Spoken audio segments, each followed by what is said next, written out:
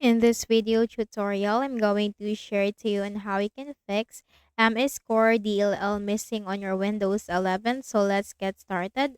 So first is we have to check the system type of our Windows. So go to the Windows search bar and search for system information. Click on it under the best match.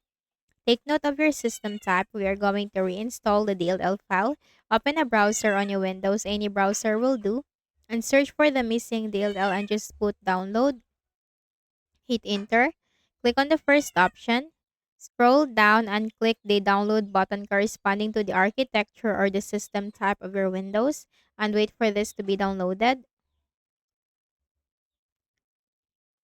Once downloaded, click on the folder icon.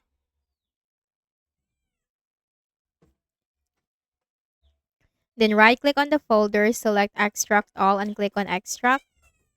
Copy the DLL file, right click, select copy, and go to this PC on the left pane, double click on the Windows C drive. Scroll down to the Windows folder, locate the System32 folder. Here it is. Right click and then select paste. Okay, paste that here. Now once done, close the remaining windows, then right click at the start button, shut down or sign out and restart. Step 2, open a browser again.